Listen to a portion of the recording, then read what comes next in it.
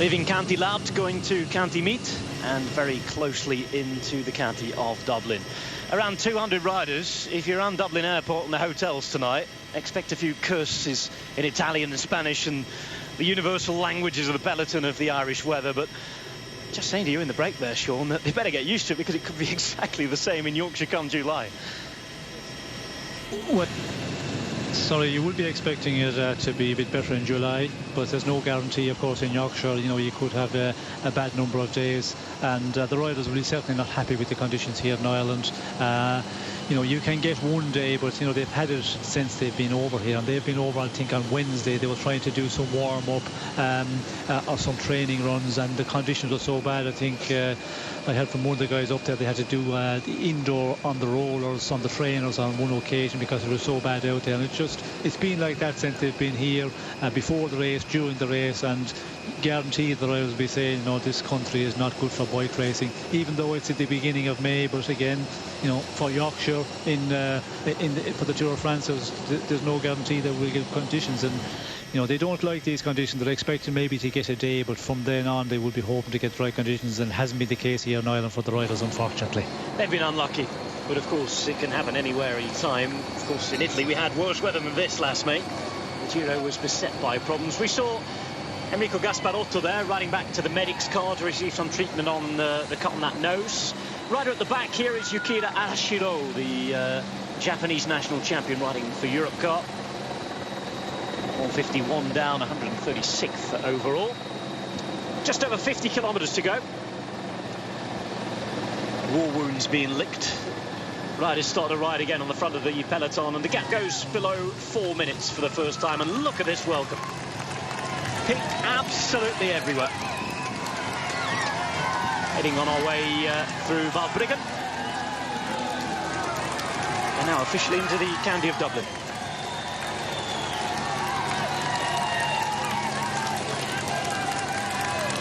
I know a lot of you have been out following the route and have gone home and turned the television on as well, and are following us, writing to us on Twitter saying how incredible the atmosphere is. And we mentioned it briefly yesterday, and going back to Philip Dignan's comments of when he watched the Tour de France here in Dublin in 1998, this is the perfect opportunity to create a new generation of cyclist racers, and more importantly, you have to say the fans and the love for the sport. Yes, well, for the fans, certainly, you know, they follow the races on TV, all the races, and then just to see him here in Ireland, they love that. And the people taking part in the sport are into cycling, the cycling clubs and the younger generation, you know, the 15, 16-year-olds. We did hear about Philip Dignan. He went to see, you know, the Tour of Ireland, and that's really what got him into cycling. And it's always great. And in all sports, you need to be able to see the younger generation get close to their heroes and see their heroes. And that's what they're getting here in Ireland. So hopefully we will have a few more young and up-and-coming cyclists in the years to come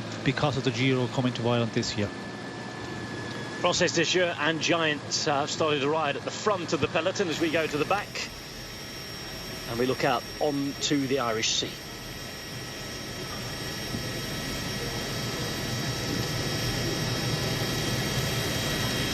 Stage 3 of the Giro d'Italia. Armagh to Dublin. An historic day, a border crossing, and down here to Dublin for the stage finish.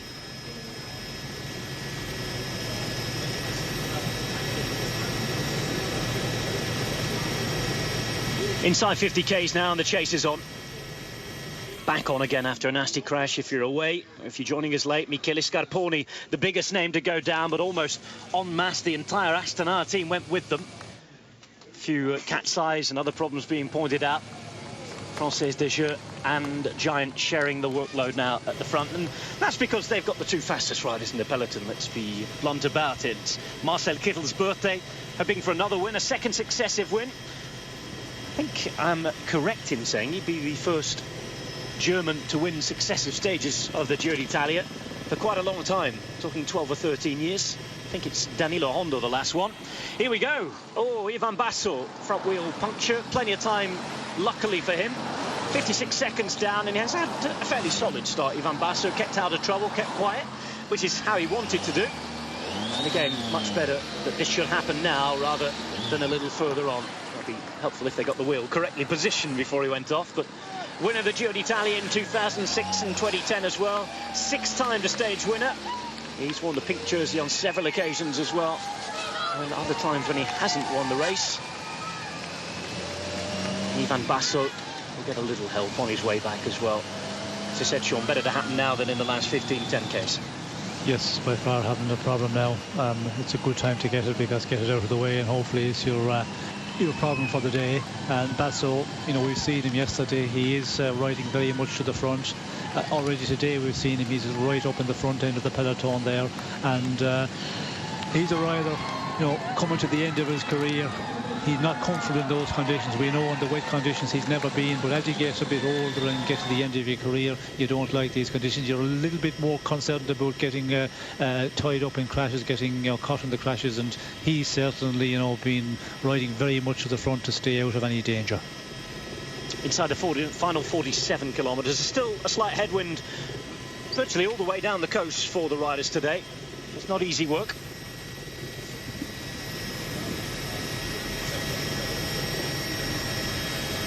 Three minutes and 27 seconds to gap. This is the breakaway. Yonder Godoy, the youngest of them out here at the minute, just 21 years of age last month. Another talented Venezuelan cyclist. They've got some great scouts in Venezuela. Androni Giocattoli, they seem to pick up the best riders. I know they had Jose Rujano a few years ago, once and twice. Had their falling out dues, just as every team seems to have had with Jose Rujano. Previous star on this race, though, and then since gone on to run into problems. Good South American contingent, though, here at this race. 14 Colombians here. We're due to be 15 till passport and visa problem intervened. But the leader of those Colombians, in terms of the national champion at least, at the front there. This is Ivan Basso in the meantime, just making it way back onto the peloton. Had that front wheel change. Maybe wanting that car to go, the camera to go away, pardon me. He's behind the car there.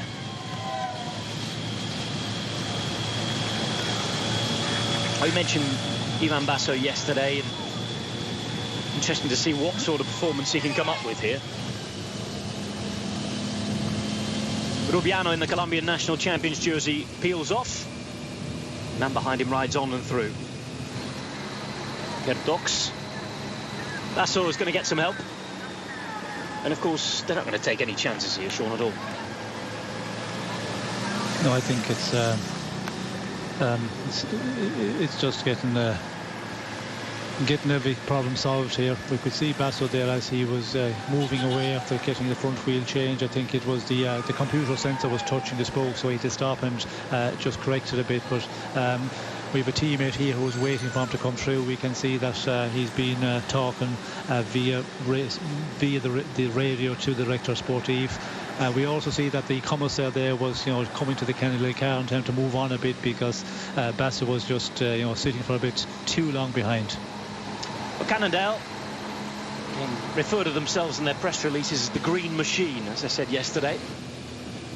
Hoping that all the parts of that machine work well to get Basso in, to put his best performance in possible here. Team manager Roberto Amadio said that they aim to go into this Giro as one of the most combative teams, wanting to play an attacking role every time they had the chance.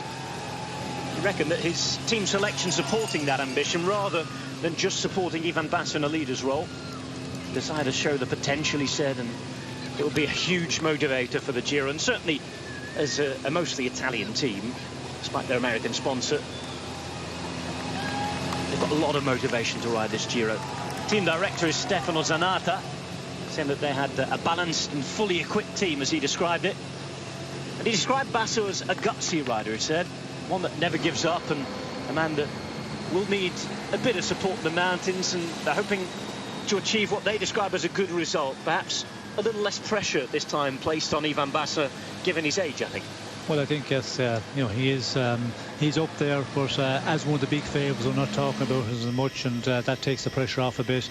But I think that, you know, Cannondale and the team are certainly, you know, hoping that Basso will be able to do a performance. And We have seen in the past, Basso, they support him so well in the earlier part of the mountain stages, and we'll have to wait and see if he's capable of doing a good performance this year. Time for us to go for a break as we see Michael Matthews still with that pink jersey covered up for the moment.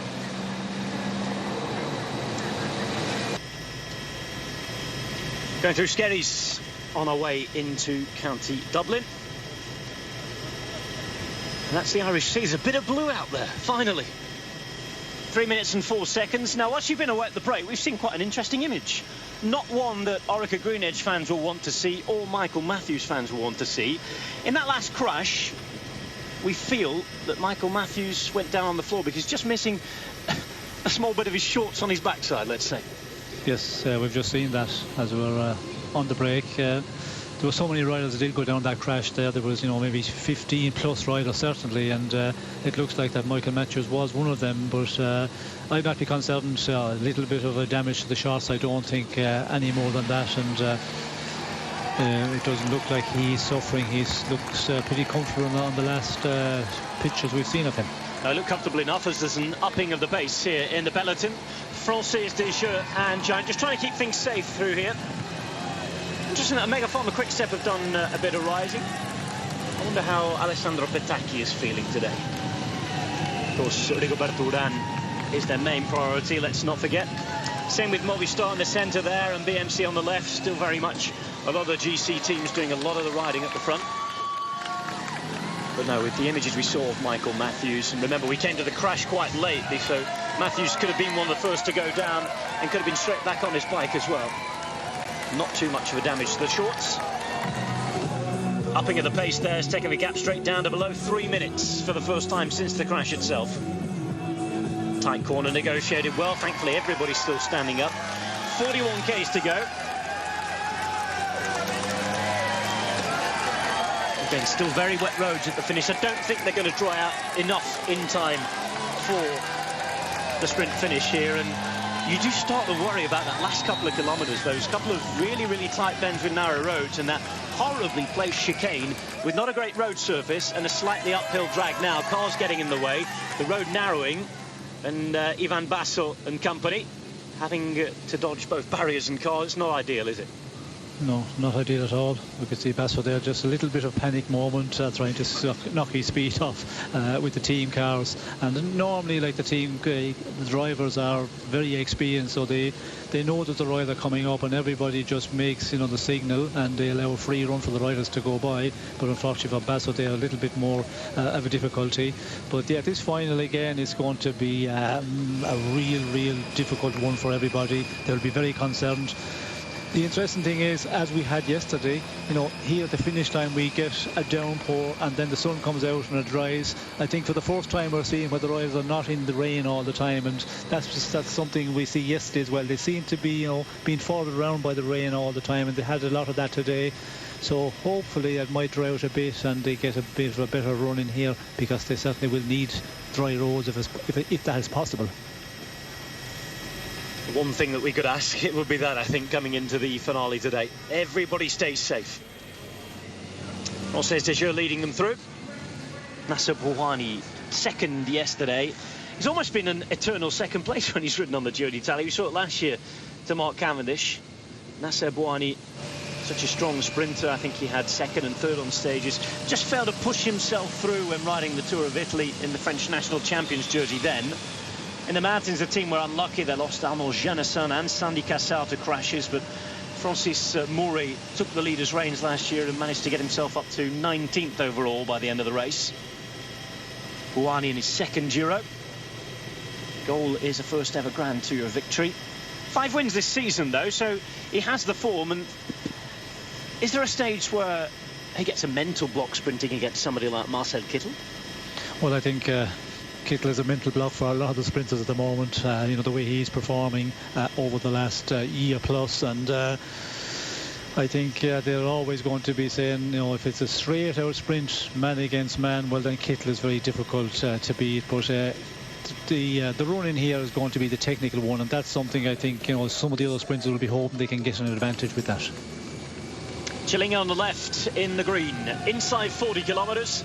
2 minutes and 57. Still nothing too much to worry about for those behind. The chase has been off and on and off thanks to the crash. Back on now. Being nicely controlled by those behind. Frances des Jeunes Giants. It's as we were yesterday, really.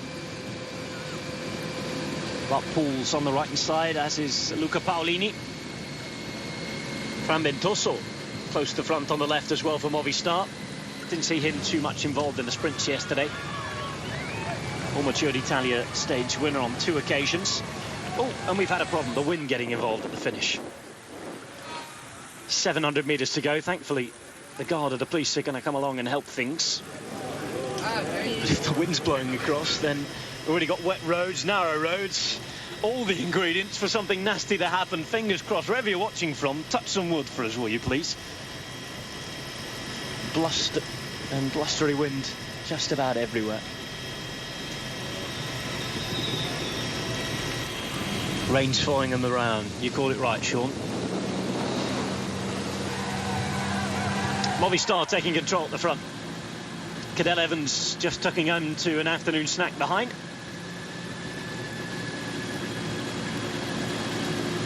Samuel Sanchez behind him. Fran Ventoso dispenses of some rain jacket. Quite a few souvenirs for the thousands and thousands of people watching at the side of the road today. A few bidons been thrown. The odd jacket has gone as well. Of course, a lot of the soigneurs on their way behind do their best to collect all that stuff. But I think there'll be more than a bit of a souvenir. We just hope that on those final bends, there won't be a bike as a souvenir. Well, I think some people will be hoping that they get some souvenir from the final corner, because the people that I was talking with here and the spectators, they were all talking about this, the final chicane. So I think there will be a mass of people there just having a look to see what happens. And the way things are looking, as we can see again, they're just in the downpour at the moment once again. At the finish line here, it's drying off a bit, but still, you know, with the distance we have to the finish, I think that will change once again, as it has been all day. Well, we've seen the physical problems sorted for Enrico Gasparotto, now a mechanical problem or two. Bagherello looks like it has a bit of a problem there.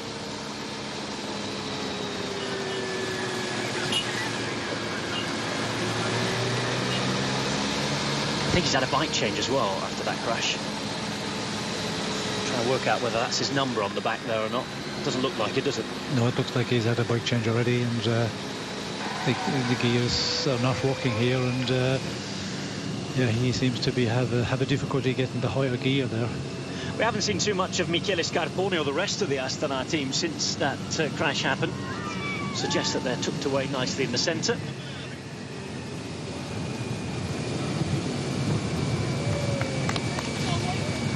That's an illustration of the stuff coming down at the minute. It is pretty bleak. Now they will pine for some Mediterranean sun on Tuesday. I say Mediterranean, it's southern Adriatic, almost the Aegean where they're headed, in Apulia.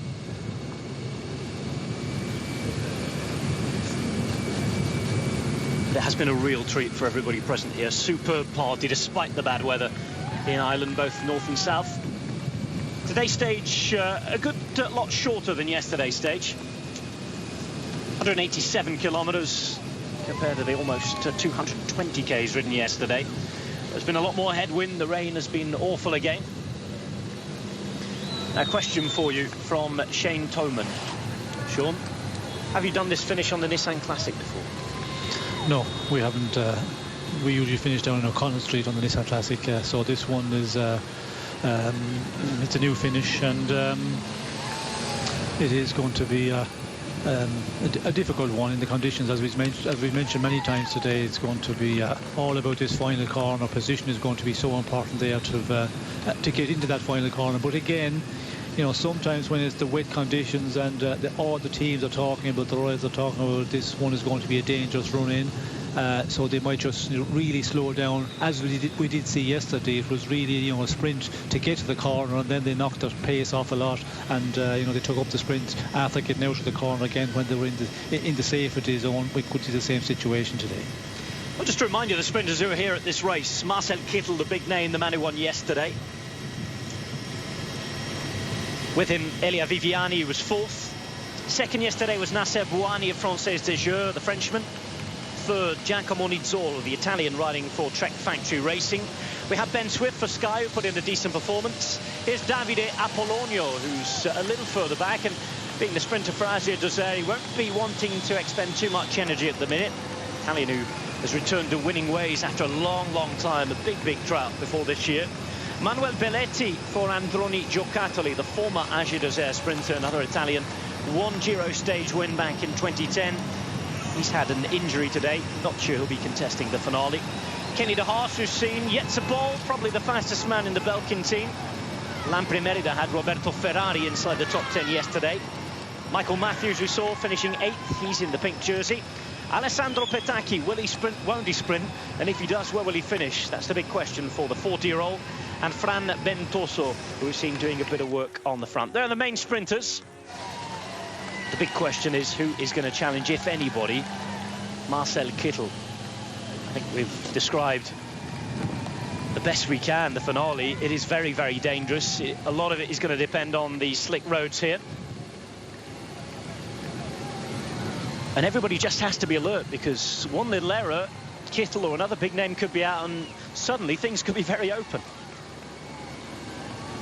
Well, they will have to be very, very alert. And the conditions is going to call for much more of that, because yeah, you cannot make any mistake, because with the wet conditions you cannot correct it. And you know, everybody will be so nervous here. They certainly will be really up for it in the end. And the general classification men, you know, they have to, you know, fight here, keep a good position, because you can lose 15 seconds, 20 seconds so quickly here, and that's what they do not want at this early part of the race. So there's a bit of a battle there. The sprinters teams want to keep the sprinters, but also the general classification men.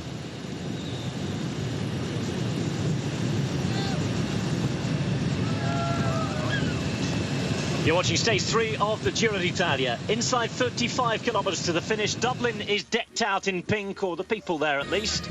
Lots of cycling clubs out for their Sunday morning run, and they've come across the finish of a grand tour in their home capital city. Dublin, a city of, I'm told, just over 500,000 people. It is a cosmopolitan city with everybody from the world. And you can see that in evidence right at the finish line. Looking out the window now, another crash. Italian fan, oh dear, and another crash. A big one again, a lot of riders down. Let's hope that everybody gets up. Not what we wanted to see. And once more, traffic islands, crowds getting in the way. Horgeland's held up instead of on the ground this time. Raining is down there for Orica Greenedge. Dutchman having problems holding his face. Oh, and I think that was Edel Boasson-Hagen as well for Sky. One of the Bardiani riders down. Peter Veining looking like he's really hurt himself, just holding his chin. And a problem for the Lampre rider, who is Przemysław Niemiec, and that's not good for him. Przemysław Niemiec expecting to be the leader. And in fact, there's a real problem for Orica Greenedge as well, in that Cameron Meyer is down. Doesn't look like he's feeling too good. Cameron Meyer. And a lot of shouting going on there. Just being looked at by one of the first aiders at the side of the road, hoping that everything's okay. But of course, we're a lot closer to the finish. What happened here, Sean? Well, we can see it just with the island. Things you know, tightened up a little bit as they came off the roundabout. Just to wait and see. But I think a little bit of a slowdown, and then everybody else just, you know, touching together, and down they go. And ahead of our cameras, it was 2 or 3 of the Belkin riders that went down. Everybody having to stop behind, those who couldn't stop out the way. I think most of the Astana riders who'd already been on the ground, and most of the Lampre riders, apart from the man we saw, of course, down there, who was Przemysław Niemiec, out of the way. So no double injuries for them. But Boasson-Hagen was down, Veining was down. This is Cameron Meyer, and you can see he's taking a bit of skin off his knee there. Problems for Belkin. Bike change required. Cameron Meyer on the same bike, but riding away okay. And didn't look to be too comfortable. We've seen this a little too many times for our liking over the last couple of days, haven't we? Yes, and I think you know, people are just getting more and more nervous. Crashes a lot, and when you have that, if there's a little slowdown, some people just panic a bit and they try and brake very, very quickly, and you can just get hit from behind, and that's a lot of the time. Sometimes there's a slope up front, and the riders just not able to slow down in time, and the wet conditions, that doesn't help at all. And I think we're going to see a very nervous final with 32.7 to go. It's going to be hyper nervous here as we get into the final 20-25 kilometers. Oh, it's been that sort of day, a sort of sleepy day back in the peloton, then something like this happens, wakes everybody up again. I think everybody just relaxing after what had happened earlier, and again it happens once more. Bit of road furniture, the crowd, the narrow roads. We were talking and worrying about the finale. More reasons to do so here, and a whole load of chaos as everybody tries to get organised again. Thankfully, I think, again, the gap is still quite a small one, Sean, and there's not going to be any real rush to try and worry about it too much yet. No, well, they haven't been, but I think we can see here it's starting to up the pace, and I think from here on it will be all about position, and the teams just will be trying to keep their men on the front if it's a general classification or a sprinter, and that automatically pushes the pace up, and we can see here, I think it's starting to happen now, and it's going to go on from here. So hopefully again that we don't see too many crashes, but if you get involved in a crash from here on, well, then it's going to be a big effort to get back into the front of the peloton again. Well, as I was saying before the crash happened, just out of our picture, we just saw the riders down on the floor on that shot. People from all over here. Venezuelan flag, if you look outside of our commentary box window. Support there for Yonder Godoy. There's Italian flags, as you'd expect. The Irish tricolours as well. Split in the peloton here, Sean. The racing looks like it's on at the front with them, as you say, wanting to try and keep it fast now. A lot of energy being expended behind her now. If there are any sprinters caught out in this little section of riders at the back, you can see stretched out in one line with 30 kilometres to go. It's certainly not ideal with them having to expend the energy to get back on, is it? No, it's not, but a big group as well. We can see here, there's 30-40 riders trying to get back in, so there's a lot of help here, a lot of teams back there. So for a sprinter, you just have to keep your cool here and allow the guys who are pulling on the front here of the second group on the road to get you back in. There is sufficient amount of time to get to the front, and also it could be the general classification men. There could be some of them back there also, but it's all back together again, and I'd not be surprised if we see a repeat of another crash before we get to this finish today in Dublin. Hope you're wrong, Sean. But of course the possibilities are there.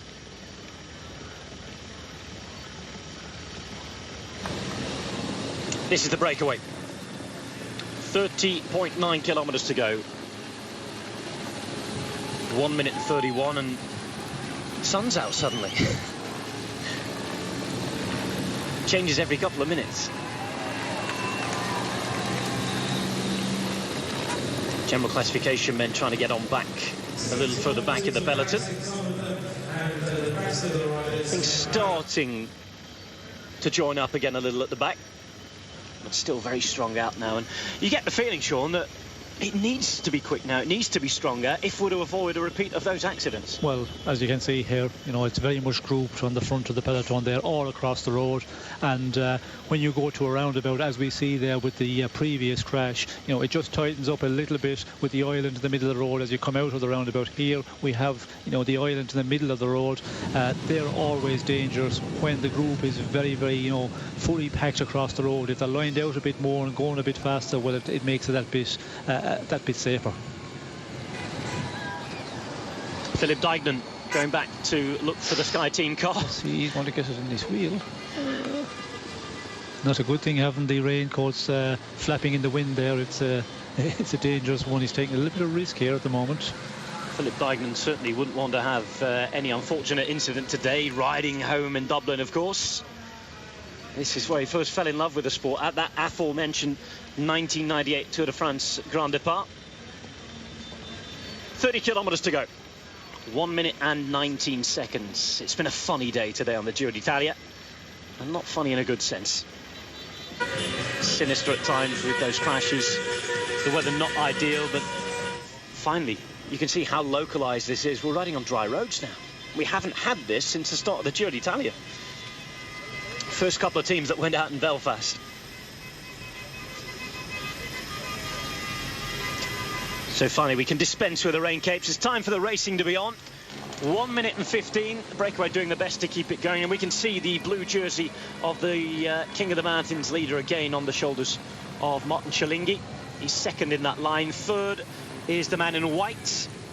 He is Yonder Godoy, the Venezuelan rider of Anthony Giocattoli. The Colombian champion behind him, Rubiano.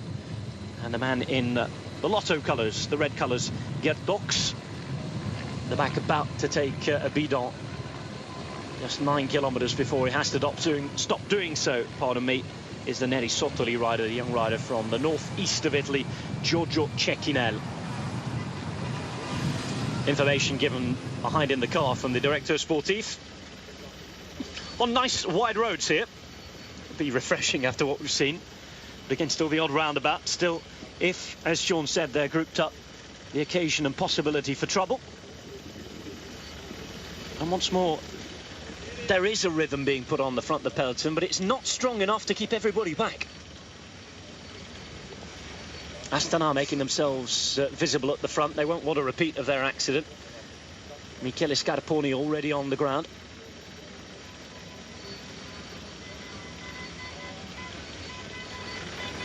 Again, the weather causing a lot of the problems, but I think the fact that the gap went down to 2 minutes with a long way to go. I think we were talking 92 kilometres to go today, and took the pace down in the peloton behind, of course, by a very consequence of that. Really didn't help things, did it, Sean?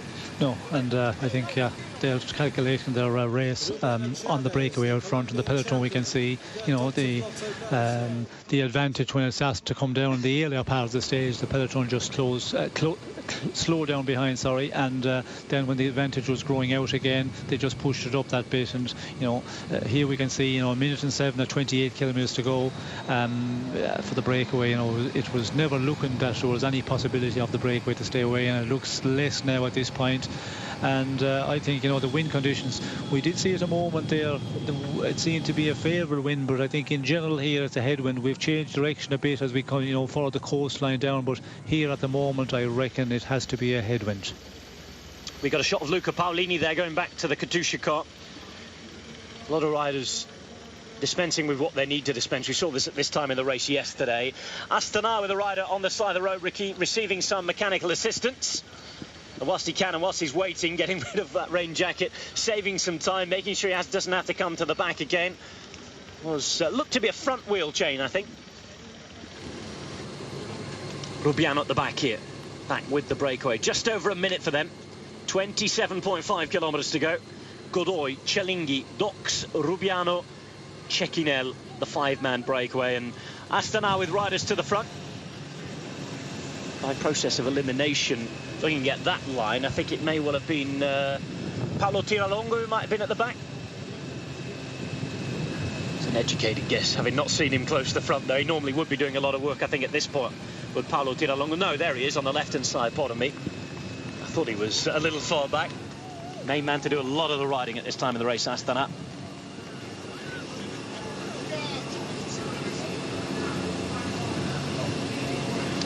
"27 kilometres is what remains here on stage 3 of the Giro d'Italia. Last of the 3 Irish stages. Astana at the front on the left-hand side. They've had enough of problems today. And even more of a fight than usual, maybe, with the GC boys extra nervous after all these crashes. It's going to be very, very interesting in the final few kilometres. A fight to take control of the race, almost. Yes, there's a lot of fighting on the front there just to keep control and to keep their men in a good position. And it's starting to really go fast here at the moment, and still with 26 kilometres to go. Normally you'd not see the general classification teams really get involved at the moment. They would allow that just to the sprinters teams to control the situation, but because everybody is so nervous here with what we've had, so many crashes today, we can see that, you know, it's just really getting nervous at this point. Big job to be done by race organisers as well, people on race radio, keeping everything safe behind with the cars. There's a lot of information to pass over to these riders as they come into the Irish capital today. Another roundabout. We've got one solitary man there pointing the presence of the obstacle. Normally you'd get people waving flags, wouldn't you?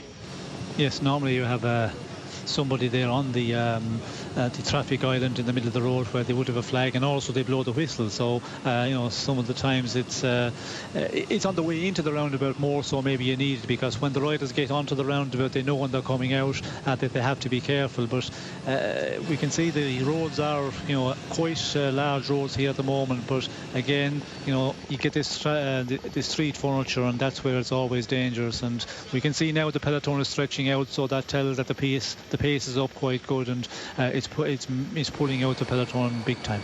It certainly is, and we've seen that the gap for the first time today has gone below a minute now. 53 seconds to the breakaway with 25 kilometres remaining. This is the break, and that is the welcome they've got.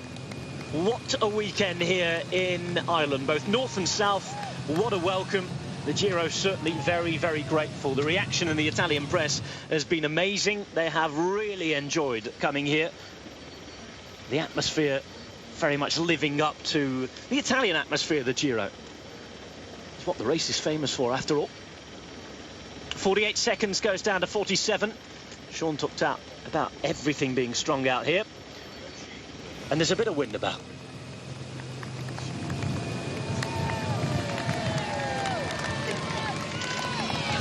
Yannick Breakaway, the man involved in that mechanical incident we saw a moment ago.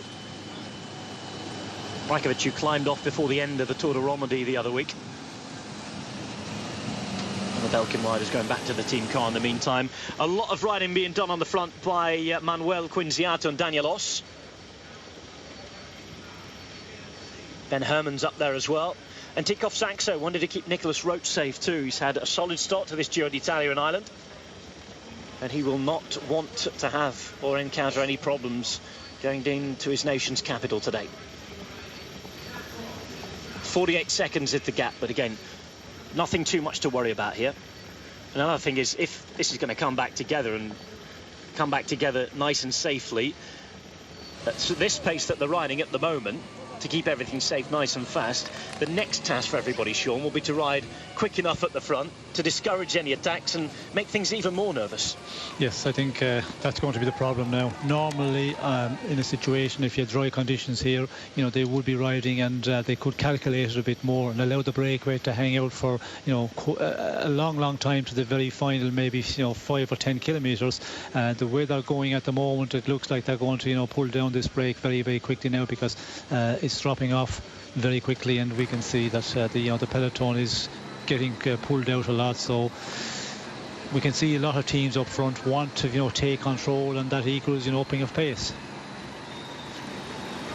A couple of sleeping policemen there as Jussi Väikkönen moves to the back, the Française des Jeux rider, the Finnish national champion. His job to get rid of a few rain capes whilst the work is being done by Enrico Gasparotto in the centre for Astana at the front. Daniel Oss alongside him on the left-hand side in the black and red, the Italian rider. On the right-hand side, we have riders from Omega Pharma Quickstep. And Movistar and Sky right in the centre as well, with the yellow jerseys of Tinkoff Saxo at the front. It is very much the GC teams who are controlling this at the moment. Giant Shimano ready and waiting to put their sprint train into effect with the rest of the teams as we go towards the end later on. First glimpse of the Europe car riders as well. Job for Pierre Rolland for them.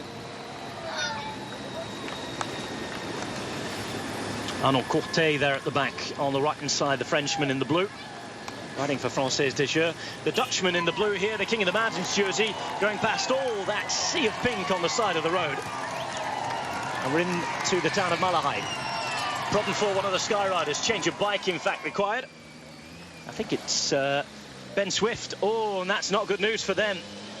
At this stage of the race, got to get back on very, very quickly. The Team Sky car pulls up right in front of him. He'll get as close as he's allowed to that. Ben Swift putting in a decent performance in the sprint yesterday. It was a quick enough change, I think, instead of messing about. It was just a bike change straight away. Yes, and not a good time, because it's starting to go very fast out front, but a real quick bike change, as we can see here. And he will be back in the peloton, but again, every little effort, you can pay for that in the end. So it's not a good time for any of the sprinters to have mechanical problems. Well, certainly when he's trying to put the effort in against men that are the best in the world at their profession. 14 pro victories for the Yorkshireman. Most impressive of which, certainly in my opinion, came very recently at the Tour of the Basque Country. An absolutely superb win in the middle of that race. Gap is at 50 seconds here. And a stabilising of the situation. The gap was coming down very, very quickly.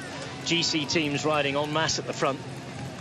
Riding quick enough, but not willing to close down the gap. And perhaps a suggestion of making that balance between bringing it back and, of course, also not wanting to bring it back too early that Sean was talking about a moment ago. 21 kilometres left. Dublin is our destination on stage 3 of the Giro d'Italia. Tour of Italy's Irish leg coming to an end. We expect it to be another sprint. Can anybody beat Kittel? Will everybody be safe? The most important question, the latter of those.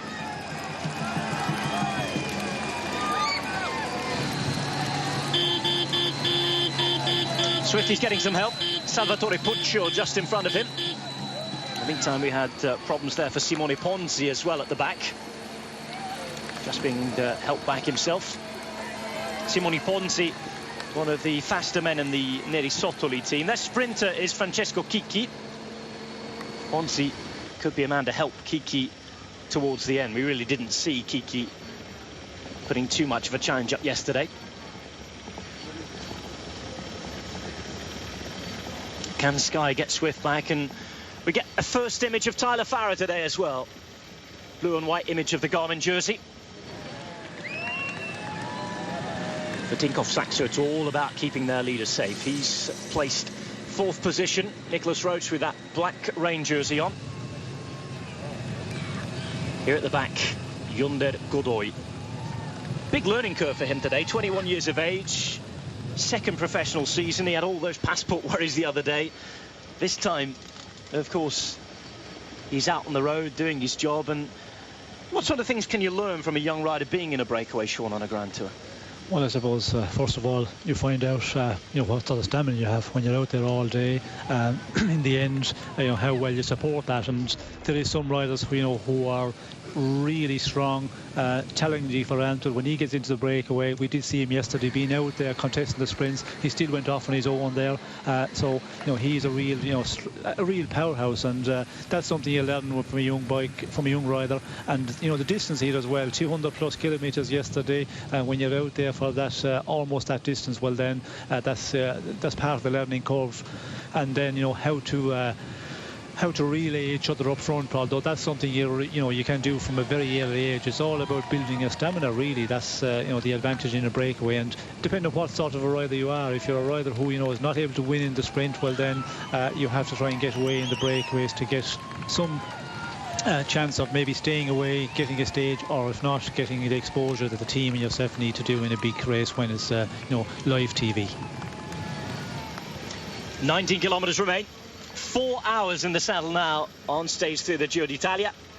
50 seconds the gap. Once more things start to bunch up a little, and nobody really wanting to set the fast pace that we know they can, Sean. Not yet anyway. No, I think we're still outside, you know, that zone. 18 kilometres to go, and you don't want to, you know, to really push a very, very fast pace, because then you're going to pay for that later on. You cannot keep that going, and it's all about just trying to, you know, hold position up front. And you can see that, you know, there's teams 3, 4, 5 riders together and trying to stay on the front end of the peloton. And when you look at the run in here, you know, the final 5 kilometres, we have a lot of technical stuff. There's about 6 corners in the final 5k, so they're all aware of that. And, you know, they look at their route manual, and I think the director sportives, and you can see that nervousness is starting to start there in the peloton. Nervousness to excitement there. Australians happy with the pink jersey of their main man, Michael Matthews, at the moment. He's been down on the ground today. Didn't look too much of a problem in terms of the injuries that he might have picked up. He'll be hoping to be able to contest the sprint, and who knows, maybe even make a surprise and beat the man who's just about the fastest man in the world at the minute, Marcel Kittel. So Marco Frapporti there. There he is back at the car. Man working for Androni Giocattoli. 4 victories in his career. 3rd Giro d'Italia for him. Remember that Androni Giocattoli, one of the team's invited to the Giro d'Italia because they won the Coppa Italia last year, the circuit of Italian races. Automatic wild card to the Giro d'Italia is a good incentive, isn't it, on that circuit? It ensures that the youth development side and certainly the national calendar is hotly contested, Sean. Yes, well, I think any of the races in Italy, they're always hotly contested. You know, going back many years ago, the Italian races were always, you know, always a good race program, and you know, any of the races. And I think now, you know, with the teams, with the televised races, they're, you know, they're of so importance, and especially like if you're a sponsor which is very much concentrated in that country where they want a lot of exposure, well then, you know, the local events which are televised are very important. Portmarnock, coastal suburban town in Dublin County. There you go, the Martello Tower. Been around since the Napoleonic age. 17 kilometres for the race, though. 42 seconds now, and we still see pink lining the roads throughout our route today that's taken us from Armagh in Northern Ireland to the Irish capital, Dublin. Tinkoff Saxo in their yellow on the left-hand side, BMC in the red and black, and at the back here, the rider for Team Katusha is Gianpaolo Caruso, hit the deck yesterday. Gian Shimano. They've got their main man in the red jersey at the minute, Marcel Kittel. That's Albert Tima. 1 minute 23 down in the overall, but that's not something that he'll be thinking about in this Giro d'Italia. 16.5 Ks. Big right turn here. Just want everybody to stay on their bikes. The good news is the road is actually starting to dry out a little here at the finish, and as you can see on the course, Sean, it's very much the same. Yes, it's the first time they've got the roads as dry as we have at this moment, and it looks, you know, it looks good for the moment here at the finish as well. It's drying out quite quickly, so hopefully it continues in that way. And if it does, we should have pretty close to dry roads, and everybody will be welcoming that. 16 Ks to go. 36 seconds now. Gasparotto obviously feeling good enough to do a lot of the riding, which is good news for the rest of his Giro d'Italia, I think. Tiralongo, we mentioned previously, again using and expending a heck of a lot of energy at the front to keep things safe, and it's all starting to be a little more stretched out now, and we can see that quite clearly with the statistics and the numbers, because we've lost 15 seconds from the advantage just like that. Yes, we can see it is just starting to line out. The riders are almost in a single file here, and further back in the peloton, certainly that's the case. And you know, it tells us that the pace is just creeping up all the time, and we're getting to that point now where, you know, there's been a lot of action, but there's a lot more here on the front of the peloton, and it'll not be too far off until we see some of the sprinters teams starting to get involved as well, and you know, trying to take control on the front. We certainly do, but I think as we see the pink jersey of Michael Matthews, one to watch out for in the sprint. We also saw Alessandro Petacchi, just as we saw yesterday, taking a bit of the win there, doing a lot of the work, the first man from Megaphone Quickstep. Sean, as a veteran and a man who knows the sport very well, does that suggest to you that he's perhaps not thinking of the sprint here, more of thinking of keeping Rigoberto Urán safe? Yes, I think it's certainly just working for the team lead or for the general classification, because normally if a sprinter is going to do something in the stage end, well then it would be the other way around, where there'd be at least 2 or 3 teammates in front of him and, you know, take him to the front.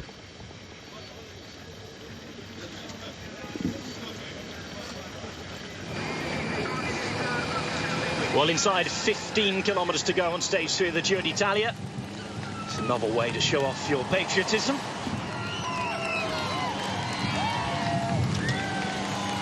Something that they'll remember, I think. And a strange view looking the other way, let's say. Hello, Paris. A little fine slapped on to Mr. Chilinki tomorrow. 14.4 Ks to go. 19 seconds is the gap now. Petacchi on the right hand side doing a lot of the work.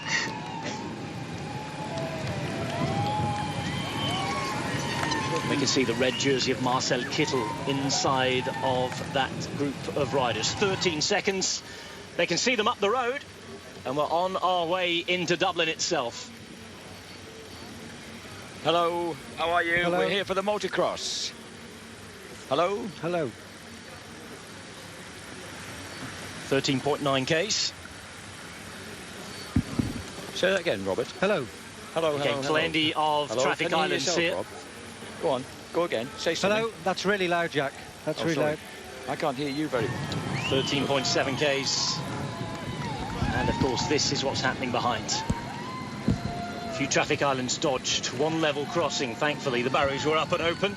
No stopping and letting the breakaway through. This is everybody together. And of course, just 10 seconds now up to the breakaway. Again, a couple of those islands unsignalled, unguarded, and it's quite a surprise, Sean, because a lot of people from the Giro d'Italia, the voluntary police force, the carabinieri, the retired ones who accompany the race, are here helping the Irish police, both north and south of the border, and you'd expect every single one of those islands to be signalled and whistled and flagged. Yes, it is surprising that they're not signalled, especially in the final. When you get into the final, you know, 15, 20 kilometres, especially when the action is really kicking off. Surprising that, you know, they're not being manned there, and they look quite dangerous there as well with the peloton, you know, and we're going to see more of that as we get closer to the finish. Closer to the finish we do get. 12.8 kilometres. A look behind from Yonder Godoy there, the Venezuelan rider in the white and blue for Antroni Giocattoli. He knows that it's almost over for them. Mass of peloton behind, and once again the pace slows, Sean. A lot of riders bunching up at the front. Luckily the roads are nice and wide here, but very, very nervous every time we're seeing that at the minute. Yeah, it's scary at the moment when you see the front of the peloton de la here. Reina And in it's, Spain. We're ready to go you know, with it's the definitely second slowing up, and when you see MXGP the race. breakaway still with just over 12 kilometres to go, it's not a safe situation for the riders here. Problem 38 is the rider from Bardiani. It's Nicola Ruffoni. Quick change of that Cipollini bike very, very quickly, but try and get back on if you can, because the pace again will be upped in just a moment's time. Break is about to go. 12.2 kilometres to go. Just being let hang out there for the moment. But again, we've described time and time again today that creates its own problems. That certainly does create its own problems. Now, problem here for Francesco Chicchi. Not the sort of problems that Neri Sottoli wants. He is their sprinter, remember. Former quick-step rider who is expected to get results for Neri Sottoli at some time during this Giro d'Italia. Very, very hard when he's up against the likes of Marcel Kittel and Nasser Bouhanni, but he's a fast man on his day. Got to expend a bit of energy, and I think he'll be thankful that they're not going full gas at the minute in the peloton. Yes, but it looks like he had a problem with his shoe there. Not a good time for that, and even though it's slowed down quite a lot, you know, you have to get through the peloton here, and as we can see, it's, you know, the road is fully packed with riders. To, you know, to get through, it takes a bit of an effort. So hopefully he can, you know, get back in here and make it at the front, because he is the other man who will be hoping to get a result with today. 11.5 Ks, still the five-man breakaway. Hang on, some hard riding being done on the front by Cecchinel. They know in their heart of hearts that there's absolutely no chance here. It's all about the hesitation behind in the bunch at the minute. These are the problems with the shoes. In fact, it looks as though the cleat isn't working. He's going to have his shoe sellotaped onto the pedal. In fact, the cleat looks like it's connected. I wonder if the back has fallen off there.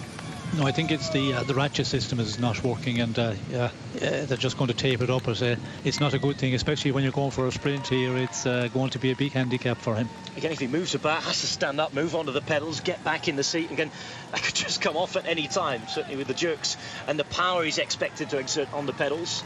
Rubiano looks behind. I think he might be the first to think about sitting up here. He moves across. But there's still no big chase on. Everybody lined out at the minute. Nobody taking the responsibility that you might expect. We've talked about the possibility for rogue attacks, and that will create even more nervousness as things come to the end. Cecchinel still trying to get people to roll on and through.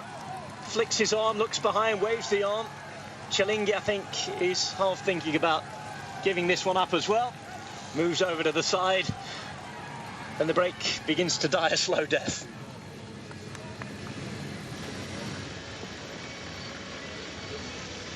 Well, for now, Cipollini back to the back. not quite riding on and through. It's still Cecchinel doing all the riding on the front, but seems as though the gap has increased again. 18 seconds. It's a rather bizarre run into Dublin today. Yes, I think it has to be a headwind conditions, and that's the reason that the peloton just are slowing it down a little bit and just leave that the rest of the breakaway hang out there. It's surprising when you look at 20-25 kilometers to go plus. You would expect this breakaway to be cut much earlier, but they just knock it off. As we can see here, they're just slowing down and leave them hang out there as long as they can. Rubiano just asking the television motorbike to get on with its business. He will go back to the peloton. And a little wave to those at home as well. Rubiano is the first of the break to be swallowed up. 14 seconds at the minute as they go through 10 kilometers to go. Another rider hits the front. This time it's Godoy. Cecchinel have been doing all the work. A look behind, I think both Cialinghi and Dox can't wait for this to end. They're not riding on the front at the minute. Keep looking behind. How long have we got? Can I pull off yet? There's Jussi Vaikkonen, who's got his number showing now, the Finnish champion. And the rider 126 is Jose Arrada of Movistar. Through come the peloton. Megaphon, a quick step on the right. Belkin on the left. Smattering of different coloured jerseys in the middle. Great atmosphere here at the finish.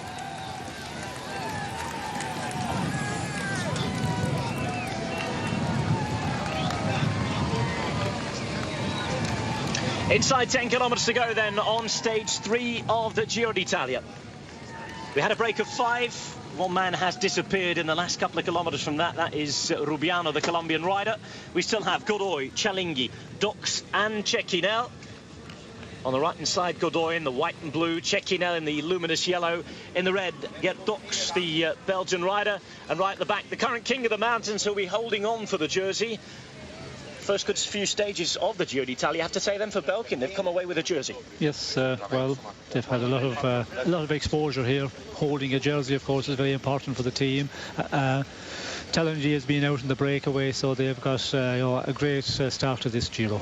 Cialinghi, 37 years of age, blue jersey wearer. He will wear it on stage 4 when we resume racing in Bari. Cecchinel then decides to stay out for a little bit longer. It's what we want, attacking riding. It's exactly what we knew Neri Sottoli would bring to this race. They have a lot of faith to repay the organisers. We said this yesterday. Luca Scinto was allowed back into the race after all the problems last year. Here he is with his young rider Giorgio Cecchinel from Vittorio Veneto, pumping on the pace and keeping things going for just that little bit longer. In the meantime, again, hat off to Cialinghi, Dox and Godoy, who've ridden well in not an easy conditions to ride in today. It's not been a nice day out for them. Well, Cialinghi will take the blue jersey at the end of it. This is the moment that Cecchinel attacked. A quick look and a quick word from Dox behind, and there was no response, Sean. Nothing left in the tank. No, I think everybody is feeling the effects from being out in the breakaway, and they were marking each other for quite a while there, and somebody was going to push on, and we can see the bunch. It's amazing the way the bunch is just so grouped together here. Nobody wanting to take up the pace, and just under 8 kilometres to go. Well, it's quite a strange sight to see, certainly in modern racing, with the sprint trains and the way they take control of the race in the last few kilometres. Perhaps a side effect of all the nervousness that we're seeing around the peloton in these opening stages. Everybody just wants to get today over and done with, I think. Yes, but the surprising one is at this point you would expect them to be pushing on the pace. There'd be some team that would commit themselves and keep the pace quite high to get out of a situation where you have a very big packed peloton of riders, and we have that majorly here at the moment. So hopefully there's not somebody who touch wheels, because if they do go down here, well, we're going to have a big pile up. Giant team just coming to the front of the peloton slightly and finally, and that means that the pace is just going to come on here. I think they finally decided that this break is going to finish. Cecchinel is going to be reeled in, and I think, Sean, we're just starting to see the first few instances of the pace increasing. Yes. Giant on the left-hand side, bottom me. And we need a team to do that, I suppose, to take the danger out of it a bit here. And we're coming to the point now where we're getting into the final, the 5 kilometres, as I said, and there's quite a few technical corners, so the teams will be getting aware of that. And you can see Belkin here, Giant, a lot of them starting to push up. pace on front. This is where the director sportives are very important. This is where race radio is important, isn't it? Shouting in the ear, now's the time, boys. This is where we ride on the front. We've seen it all in the documentaries when we've seen HTC following the Tour and Chasing the Dream a few years ago. Exactly what happens at this point in the race. People are told to ride. This is why riders say that radio's helped their safety. And I think we're going to see that, as you say, we come in those final 5 kilometres and things get a little bit more technical. Yes, we have to see it now. We're getting so close to the finish, and there's somebody going to, really get nervous. The teams are going to get nervous. Not alone the riders being given orders by the director sportives, but the riders themselves as well. They will feel that they're going to, start to get crowded out here, and that will, I think, we'll have to see, the pace up again, and I think that's what's is about to happen at the moment. Here we are with BMC on the left-hand side alongside Lotto coming to the front. Lotto will be riding for Kenny de Haas today. Astana just looking to stay safe. You've seen Gasparotto doing a lot of wheel. Oh, we've had a problem. A big, big problem. And guess who? No, we saw Dan Martin the other day. Nico Roach has had a flat. And I think we will now see the whole Tinkoff Saxo team en masse come back to try and escort him up. Does not want to lose any time here. No, and we're coming to the point, as I mentioned, that final 5 kilometres where it gets a bit technical. So if you're further back in the peloton, you can find yourself in a group that loses contact, and then to get back to the front of the peloton. But we can see immediately Tinkoff Saxo just sending a number of riders back, and it's still going to be a bit of an effort for them, but they should have sufficient time to get back to the front of affairs. Crest's Anke Sorensen was the man who first dropped back. Climber from Tinkoff Saxo, Nicholas Roach, with a back wheel punch at just the worst minute. And again, if the pace would have been picked up here and they would have missed out, lose a few seconds, all that good work they did in the team time trial will be undone straight away. BMC at the front, Cadel Evans visible in his World Championship bands on the sleeves of his red and black jersey there. Here are Giant Shimon on the left-hand side, Garmin in the middle running for Tyler Farrer in the blue, and on the right-hand side, a Mega Pharma Quickstep trying to keep Uran safe on her way into Dublin.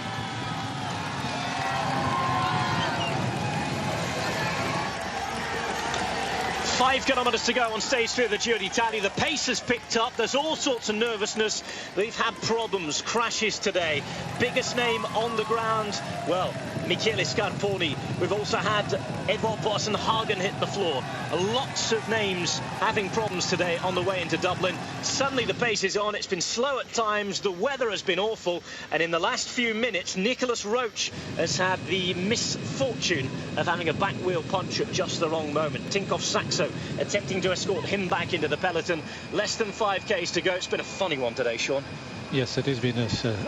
It's been a difficult day for everybody. I think the wet conditions and that's probably having a bearing as well of the pace here in the end. A lot of the riders are feeling the effects of that, being in the wet conditions yesterday. Again today, the legs are very heavy, probably sore muscles, and the teams are just waiting, and we've not seen a final here in the final 15 or 20 kilometres where we would see a much faster pace. That hasn't been the case today.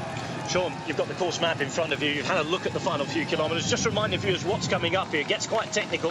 The first of those big bends right now with Cannondale in the green on the front for Viviani. Yes, and we have a number of quite...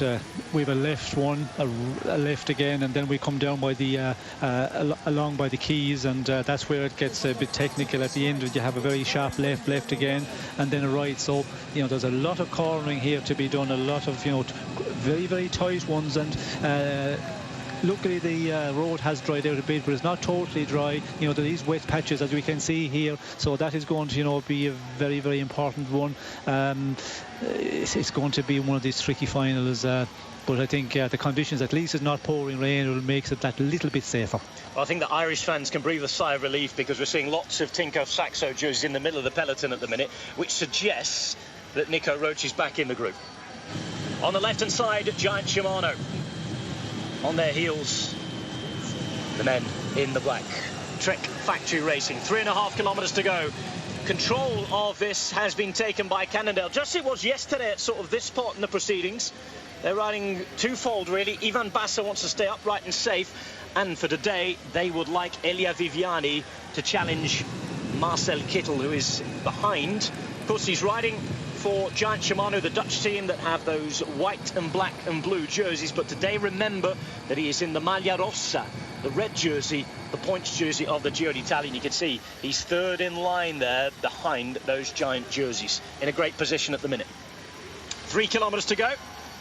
Kittel, Sean, final word from you about what might happen in terms of the big boys. Can anybody challenge Kittel if he gets into that final 300 metres? It's slightly uphill. I think if he gets into the position, you know, in the top 3 or 4, then he is unbeatable. He showed that yesterday again, and you know, we're into this here, inside the final 3 kilometres to go. We have taken this right-hander. Now we go down along the quays, and then we take a left to left, and then a sharp right again, and we're into the, you know, the final run-in, and this final chicane is going to be very interesting. Now, an interesting little thing there is that Alessandro Petacchi, not anywhere near his leader Rigoberto Urán, looks just to be in there and surfing the wheels of the sprinters. I wonder how good he feels today. He is the only real sprinter here who can challenge Michael Matthews' pink jersey on the day. Red jersey of the points leader at the moment, the winner of the stage yesterday, the birthday boy today, Marcel Kittel, with 2.2 kilometres to go. He's in the red jersey in 4th place at the minute, just on his wheel, ready and waiting. Alessandro Petacchi behind him, again on his own, Tyler Farrer of Garmin. On the right-hand side, Sky are riding, so you expect Ben Swift to be back ready and safe. It's Bernie Eisel on that side in the black and blue for Sky. He's the Austrian rider, Sky, with 3 riders in front, ready to do a good job for Ben Swift, and the man who's looked set to lead out Ben Swift, Edvald Boasson-Hagen. The road's quite narrow here, and there's a big moment coming up, Sean, in just a couple of 100 metres time. 2 big left-hand turns. Yes, 2 tight left-handers, left over the bridge and then left again, and then we go on for a short bit, another right-hander, and you can see here they're all aware that this is a very important part of the running.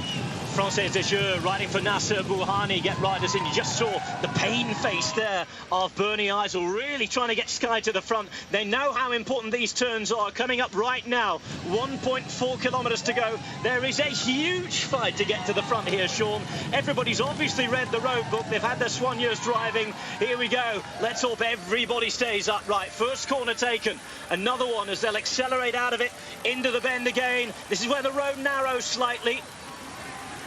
Cannondale still at the front, Sky just behind them, Giant Shimano there as well, and the odd sprinter on their own with no team around them. This is a decent ride from Cannondale for both Basso and Viviani at the minute. Inside the last kilometre, big right-hander here, Sean. What they have to worry about inside this last case, this horrible chicane. Yes, safety through this right-hander, and now we come to the chicane, and it's going to be, you know, a very fast pace as we see Cannondale, you know, really taking control and holding on well here at the moment. With Sky, we can see Boasson-Hagen, that is Swift, in a good position.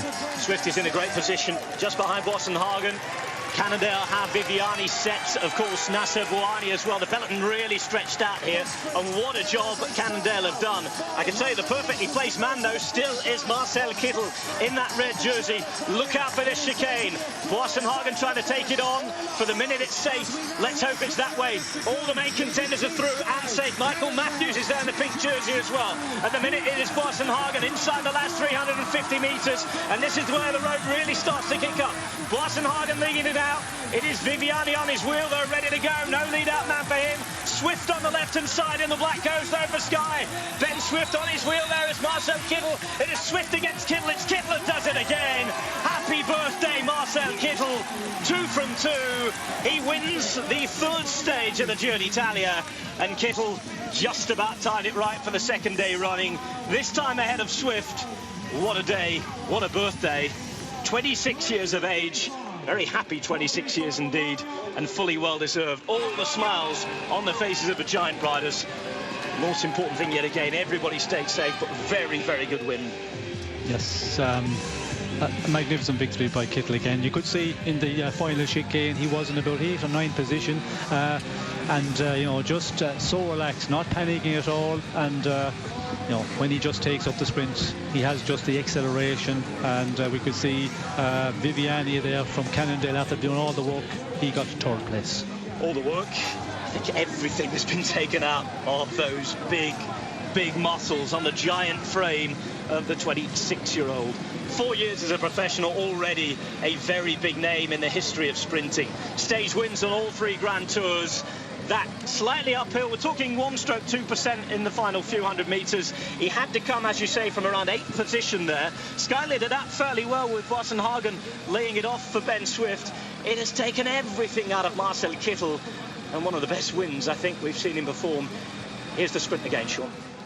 Yes, as we can see here, Swift taking it up after Boasson-Hagen leading through the chicane. A real good job by Sky and by Boasson-Hagen, but unfortunately Swift, getting very close. Kittel coming in the final meters, but again, Kittel proven to be the fastest man at the moment. Apollonio, I think, coming into 4th place there. Viviani in 3rd behind Swift. There's Kittel going off the wheel of Swift in the red jersey on the left-hand side. The big German rider up against the Brit from Yorkshire. The Italian track rider, Elia Viviani, in the green, coming in 3rd place. Good work for the Italian Apollonio. After that, we were looking at Buani. And then Boasson-Hagen, Nizzolo out of it from quite a fair few 100 metres out. An excellent victory for Marcel Kittel. Just too strong.